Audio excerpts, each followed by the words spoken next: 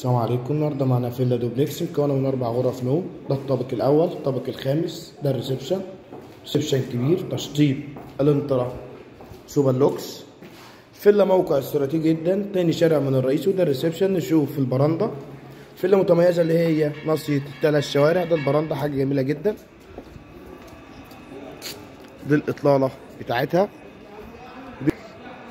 من البلكونه، حاجه جميله جدا. يبارك لصاحب النصيب. مساحة كل طابق 120 متر، إجمالي المساحة 280 متر، حاجة جميلة جدا. ربنا يبارك لصاحب النصيب. مطبخ مقفول، ودي المساحة الفعلية للمطبخ. شوف مساحة الغرف. معانا هنا أول غرفة ناصية الشارع، بتشوف فيه البحر من الشباك. الإطلالة دي من أوضة النوم، قاعدين في أوضة النوم بتشوف البحر. الحمام.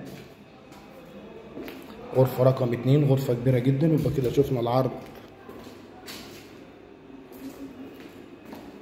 الأول. كده طالعين على الطابق التاني. ده الطابق التاني. كده طلعنا فوق. ده الريسبشن، ريسبشن كبير. وده المطبخ، مطبخ كبير على مساحة كبيرة. ده الريسبشن من زاوية تاني. معانا هنا أول غرفة نفس النظام، بتشوف فيه بحر جميل جدا. برمة البحر زي ما احنا شايفين كده، من غير زوم ولا اي حاجه. تاني حمام. غرفه رقم 4. فيلا متميزه زي ما احنا قلنا، اللي هي تاني شارع من الرئيسي، تنفع للسكن والمصيف والاستثمار العقاري. احنا كده في تاني طابق. ودي البرندة. معانا سلم رخام بيطلع للروف فوق للطابق الثالث.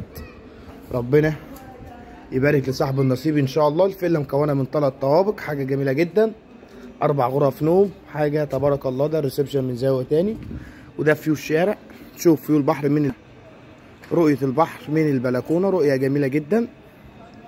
زي ما احنا عارفين الفيلا بنا وترخيص قوات مسلحه، حصه في الارض ان شاء الله. بناخد اخر ايصال ميه، اخر ايصال كهرباء، تسجيل جمعيه. كده طالعين للروف فوق اللي هو الطابق الثالث. يعني عندنا 2 سلم رخام.